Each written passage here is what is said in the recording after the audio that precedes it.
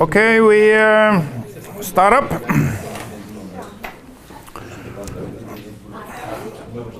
You have been given a new exercise to be reported, and that one should be number 5 and should be this one. So I want to know the drag coefficients for Donald Duck and his famous car. I know the angle is not correct. I mean, he should be driving to the left here, but never mind. So I'm using this image, or I have used this image already, to create an STL file for you. So you have to create a mesh around that one, and you have no option. You have to use a snappy hex mesh and simulate. Now, I know I was a little ambitious here, maybe. I should change that immediately. Let's see now.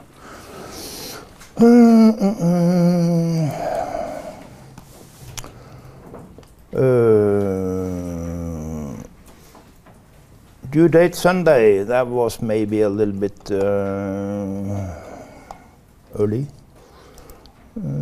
Can't I edit that one?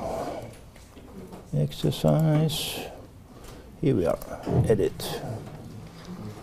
So yeah, I assume you need a little bit more time, maybe. Maybe. Due date.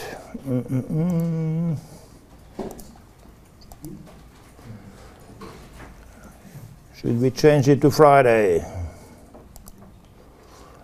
Midnight.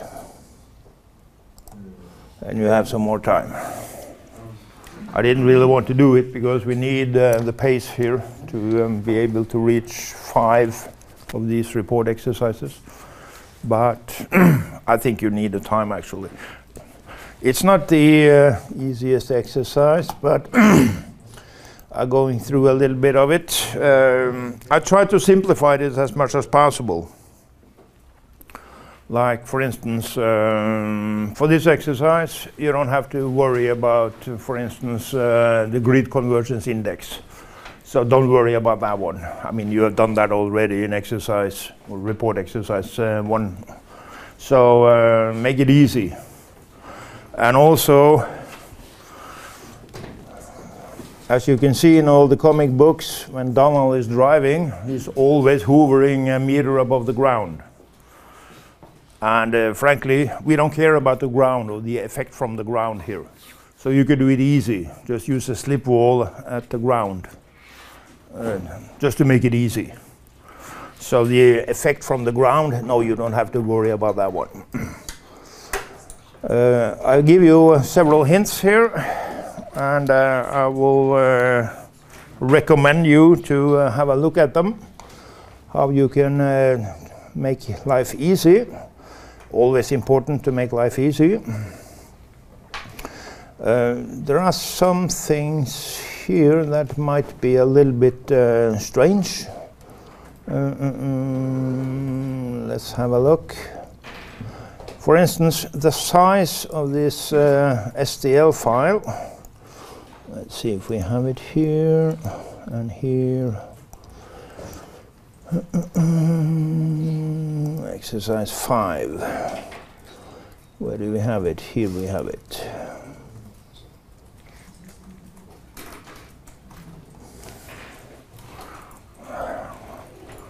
Why does he create a new project?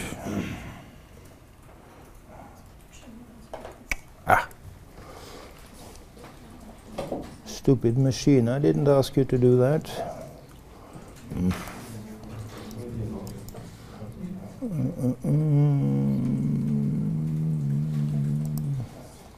That one is better. So you see, the STL file I have created is fairly thin. The dimensions, if I recall correctly, is roughly 1 meter wide and 1.1 meters tall. Donald is not that big, so that should be okay. But be aware of the thickness, because you have to create a background mesh around this object and make sure that your background mesh is then thinner than this thickness here. That's always a good trick when you are going to do a 2D in the end anyway. So make sure that your Z direction is thinner than this one.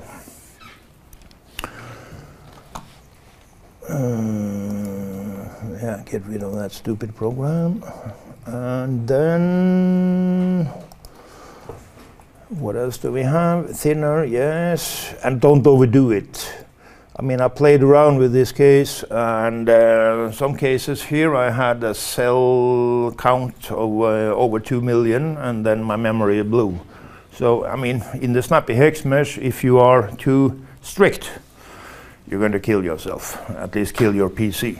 So don't overdo it. Start with the coarse mesh and see what happens, and then see how much you can improve.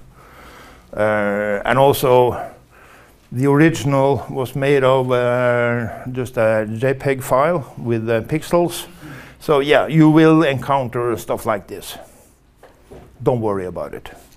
So it's not the best STL file. I mean, an STL file that is sort of based on vector graphics. So there you, if you model it correctly, you can have nice, smooth surfaces. But when your starting point is a pixel image, then you risk encounter stuff like that. So don't worry if you get a lot of this. If you get too much, of course, it's going to be a very bad simulation, but then you have something to discuss. That's okay. Also here, a little hint.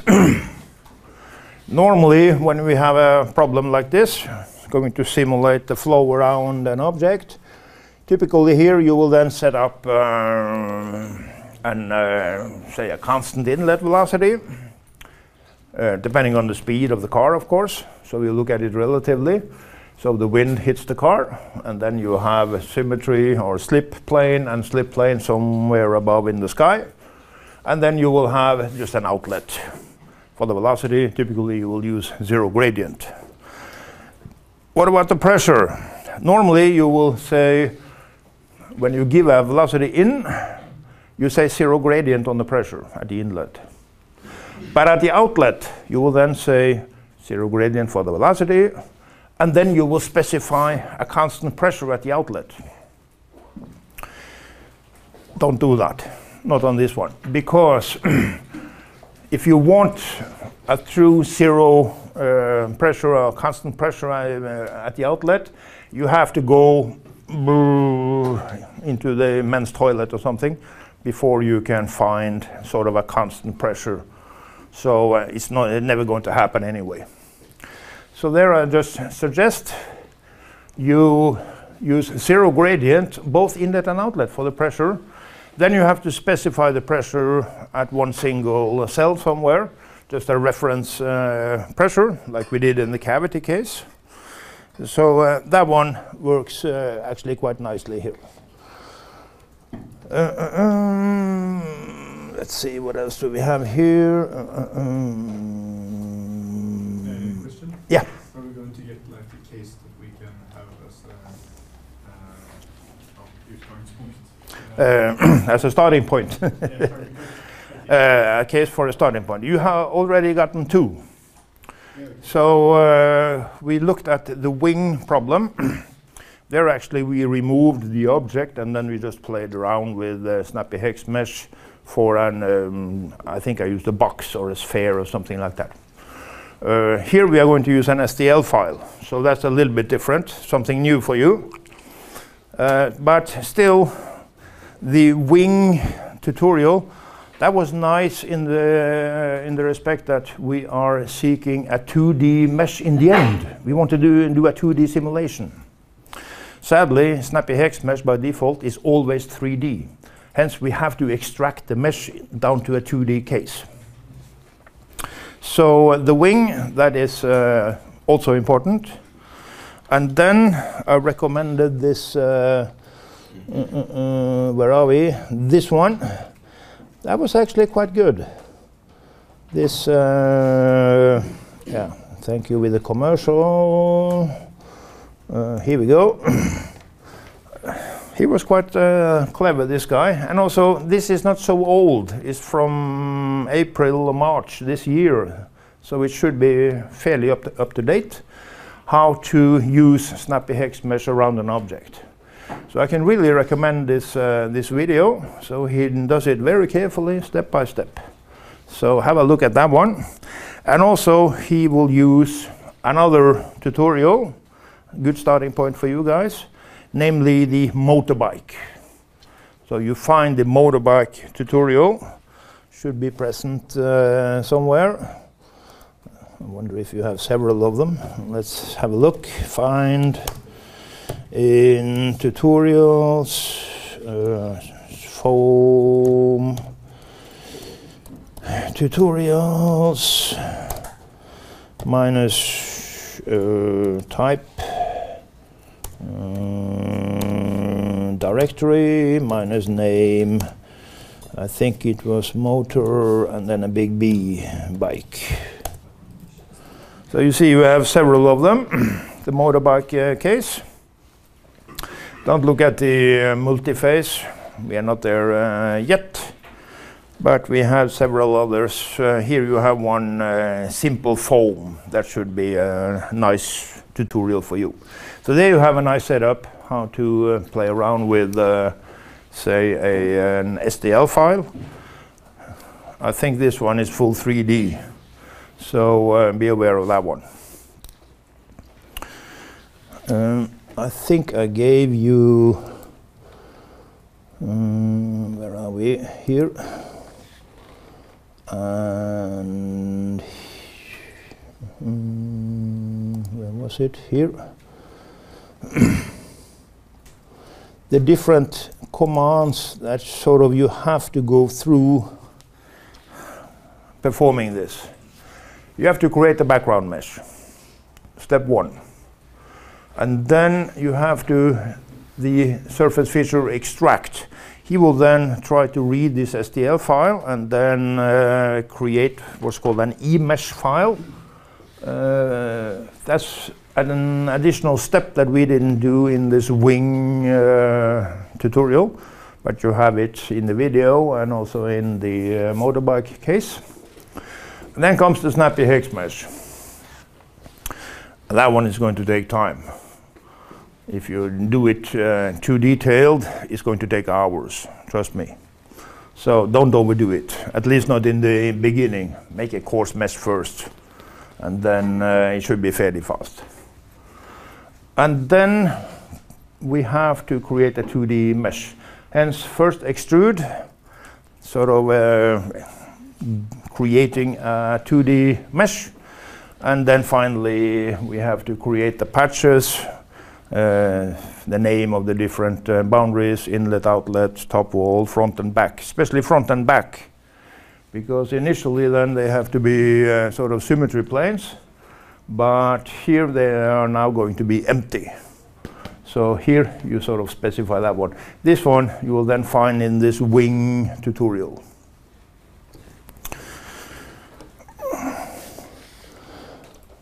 And what else for hints I gave you? Yeah. In the end, you're going to need to find the drag coefficient. I mean, when you buy a car, you will check out what is the drag coefficient for this car. The CD should be, for a modern car, 0.2, 0.3.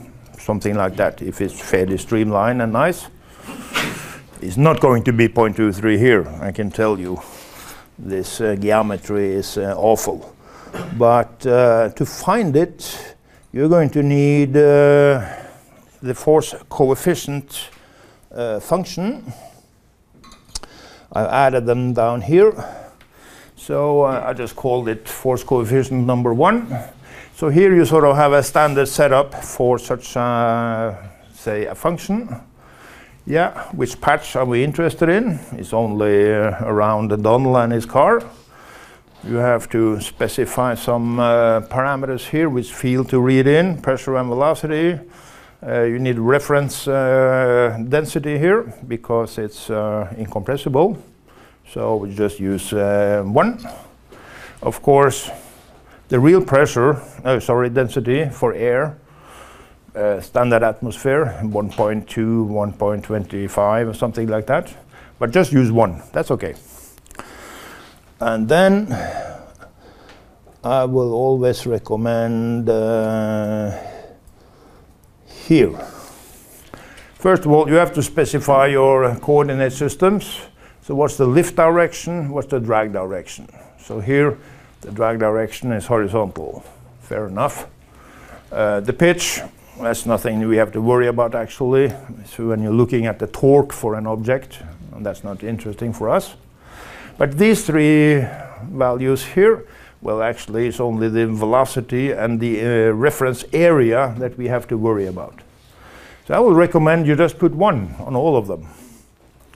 That means in the end, when you get a value from this function, you have to scale it correctly yourself. What is your area? Remember, you take the force in Newton and then you scale by what? 1/2 rho u infinity squared multiplied with the cross-sectional area, the front area, looking in the driving direction. And I said Donald, he was roughly 1.1 meters high. What's the depth in Z? That's also have to be present when the total area has to be considered. So just put 1s here and you do that calculation afterwards. Much easier. I will recommend that.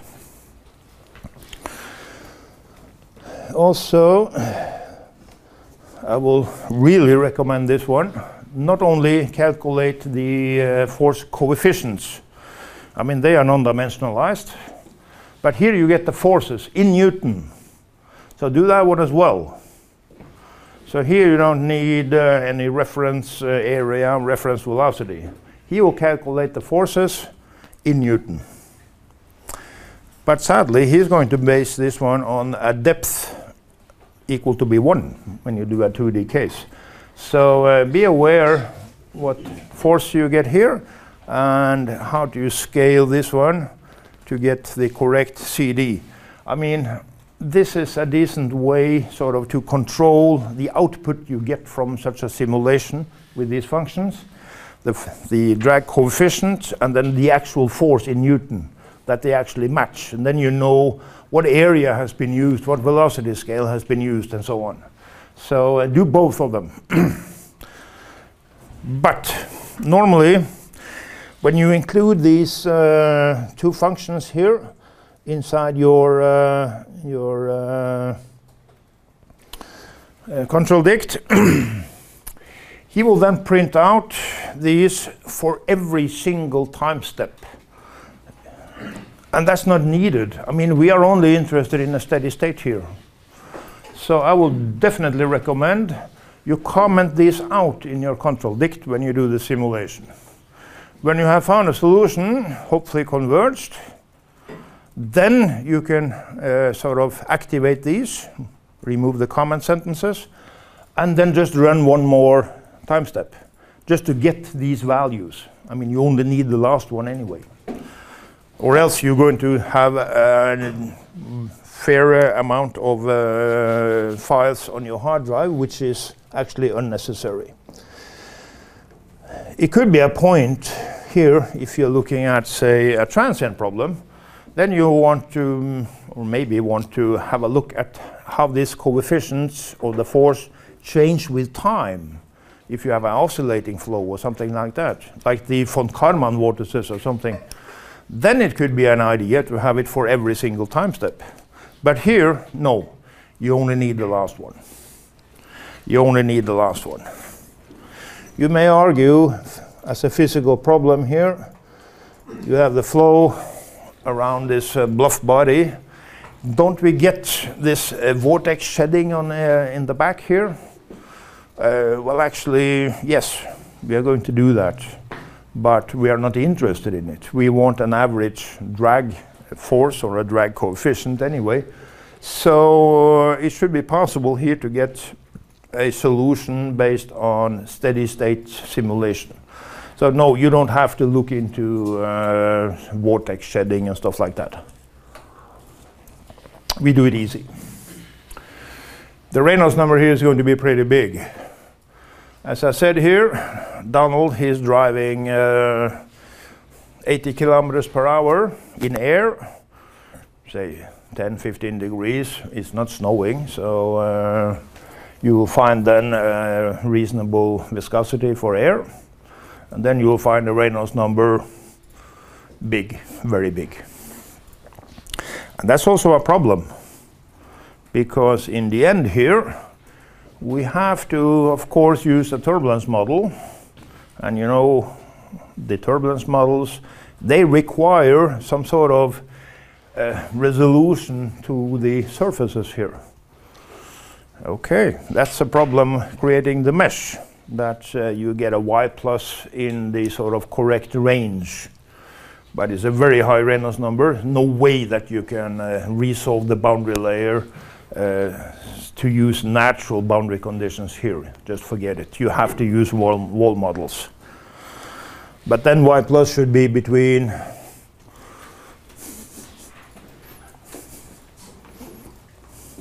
30 and 300, somewhere in that range. So maybe you will have some places where you have a y plus bigger or even lower. Okay, so be it. But on average, should be in that range. So check that one when you create your mesh. And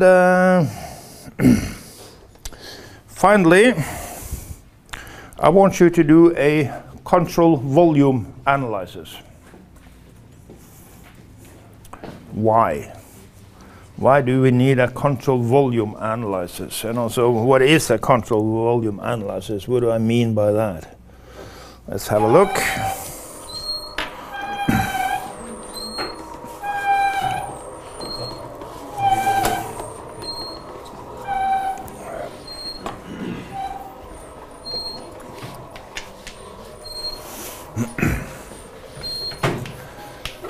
So we have something here, and then you have a nice flow around whatever.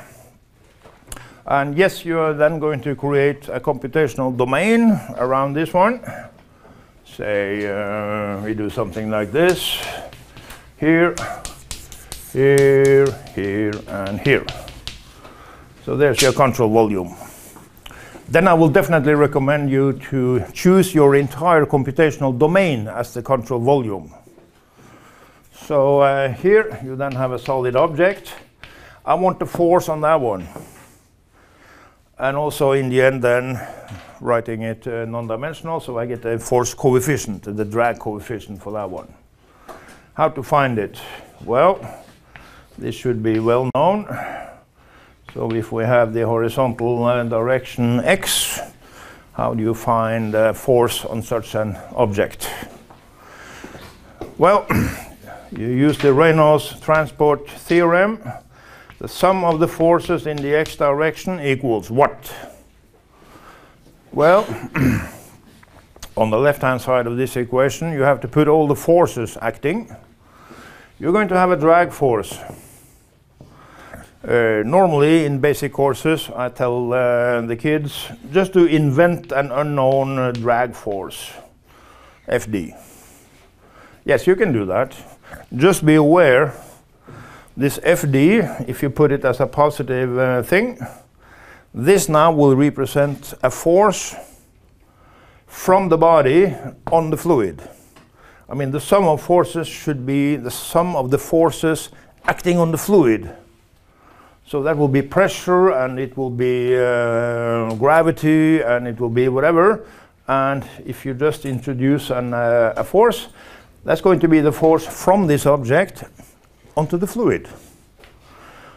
Typically, in the end here, we are going to need an answer, the force from the fluid on the object, meaning the opposite force. So you can put a minus sign in there if you like. Okay, what else do we need? Well, we are going to need the pressure forces. So here you will have the pressure along this inlet, and then you will have a pressure here at the outlet. Of course, the pressure difference is going to be a force acting on the fluid inside. Hence, yes, you have to integrate the difference between in and out pressure. And this will now be in the y direction. Y direction. And then maybe you have to multiply actually with the depth in the z direction here as well. Your problem. Other forces you may have? Well, you may have the wall shear stress. If you have a solid wall down here, and even up here, you may have shear stresses. They will also act as a force. Actually, these arrows should be drawn on the outside. They should act on the control surface. But if you use a slip, then it shouldn't be a problem. If you don't use a slip, then this term is going to pop up. That's also a force acting on the fluid inside. No gravity, we skip that one. But then we don't have any more forces in the x direction. And this one will equal, according to Newton, sum of forces equals mass times acceleration. Now we have a steady state situation here, so I don't have a time derivative. But I'm going to have sort of the momentum running in to the control volume. But that's fairly easy. Here you have a sort of a velocity, constant velocity at the inlet. So what will that be? That will be minus rho u infinity square times area. And then this area here for the inlet. So when it's constant, that's not a problem. And it's negative because it goes in, and also it's positive in my positive x direction, but when it comes in, it's going to be negative. And then you have the outlet. Here, of course, you're going to have a velocity profile somehow. There you have no choice. You need an integral. So you have to integrate density velocity squared dy. And from this equation, you have to evaluate all these terms, the integrals, and then you can find it Fd equals. There you get a number for the force based on a control volume analysis. So you don't look into the details here, you look at just the control surface. Of course, it's possible here to choose any control volume. You could actually have done it something like that. In the middle, that would be quite okay actually, no problem. And this is part of the verification, meaning you have to solve the Navier-Stokes. And in open form, of course, we solve it for every single cell. But that means if you have solved it for every single cell, then you also have solved it for any arbitrary volume. You can choose any volume. It should still be solved. And the point here is finding sort of the detailed forces acting on such an object. Instead of going into the details around the surface here, that's not trivial. You have to integrate the pressure and the viscous forces along the surface here. Tricky. That's done with open foam. That's why we use these functions with the force coefficients and the force. So the problem is he reports a number. What number? And how does he do it? And does he do it well? Especially when you look at, say, the viscous forces here. We are going to use wall models. Wall models, they don't handle the boundary layer in detail. We cheat. We have a model handling the boundary layer. Will he then report or create a good shear stress along this surface? We have to find out, we have to check it out, hence control volume analysis. And yes, you better get a good match here. You should get. For the drag force you evaluate in this way versus the drag force reported by OpenFOAM, integrating the forces in detail around the surface. There should be a match. So this is part of the verification. You have solved the equations correctly. And then for validation, in the end, validation, that means, does your result have anything to do with real life? Okay, then you better check what is the typical coefficient, the drag coefficient for such a blunt object like this. Of course, you don't find exactly this object, but you will find something similar, and then he should go roughly like something.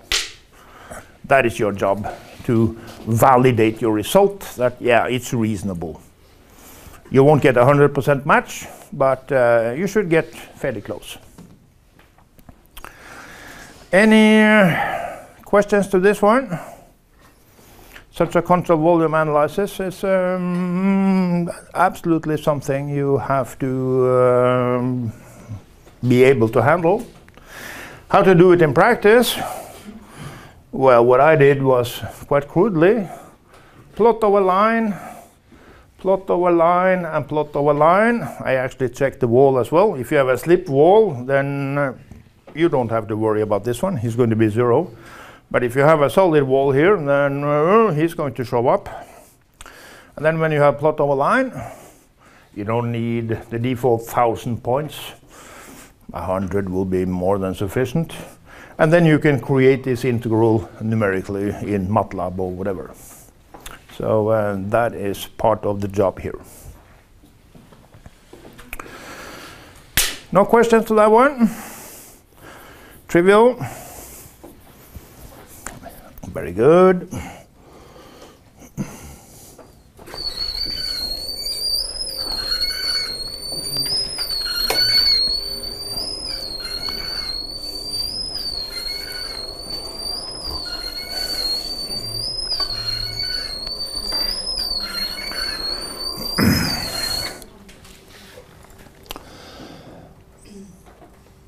Yes, and as I say, it's enough here. You only look in the horizontal direction, of course.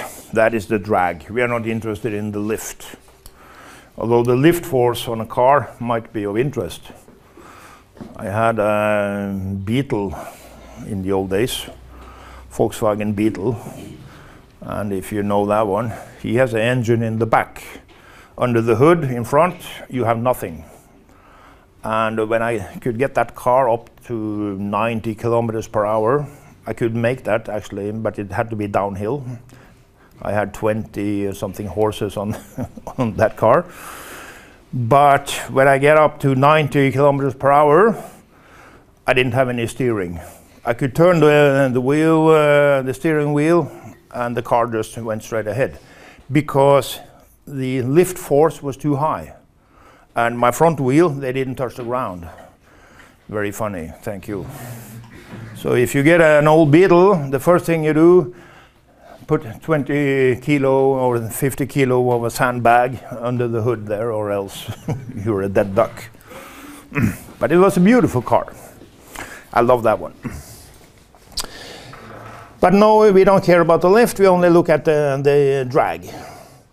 So what I want in your report, of course, the overall mesh, and then also a little bit detail. It could be interesting to see how well you have resolved the surfaces. So just say around the head of Donald. I want the Y plus values around the Donald and his car. And then this control volume calculation. And then a comparison with what OpenFOAM reports. A final thing here that we can take time and have a look at. Let's see now. Where are we? Exercise 5. I did a test simulation. This might be a good idea for you guys. Let's have a look.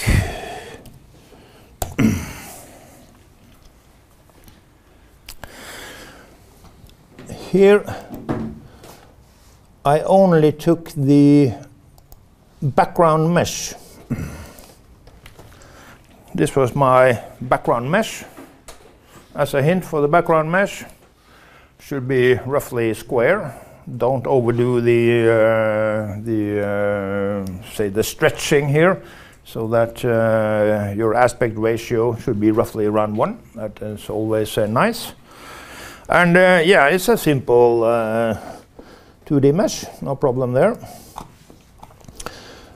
And then you see it's only the background mesh. I don't have Donald here and his car. And then just simulate this one. And I simulated, and I have to simulate, actually, we didn't even converge, but never mind. So this is now the velocity field. And the velocity is totally constant. Of course it is. I send in a constant velocity, I have slip and slip, nothing's going to happen. So this is my velocity field, and the pressure field. That's a very nice art. But if you look at the numbers here, they are close to 0. So this is just, say, numerical noise, constant pressure. So here I specified the 0 pressure here, but then 0 gradient and 0 gradient in an outlet. But what was interesting here was then my turbulent quantities. Here, for instance, you have the turbulent kinetic energy K. Well, he changes. He starts with a high value here at the inlet, and then he gets lower and lower. Not that big difference, but a little bit. Same then with the, I think I did a K omega here, if I recall correctly. Yeah. So you sort of have the same setup here. Now I cheated a little bit. So if we have a look at, yeah, we don't need that one. Well, before we go into that one, is this reasonable? Think about it.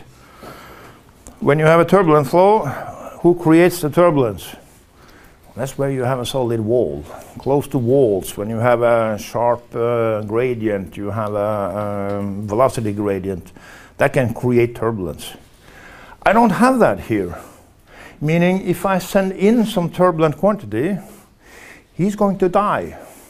If I had continued this one, he will go all the way down to 0, and we have just a constant velocity and nothing more. So yeah, it's actually reasonable that he sort of slows down.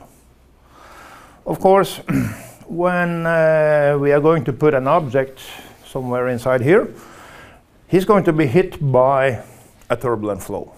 Of course, we don't have a perfect laminar flow in these velocities. The Reynolds number is fairly high, and there's always some noise in the air anyway. So yeah, you have to put in some turbulent quantity. Maybe he's going to be reduced before he hits, but it has to be something. You can't hit him with a perfect laminar flow with these Reynolds numbers. Turbulence models hate that when it's laminar. Should be some turbulent activity here. So you have to find a value, reasonable value, at the inlet.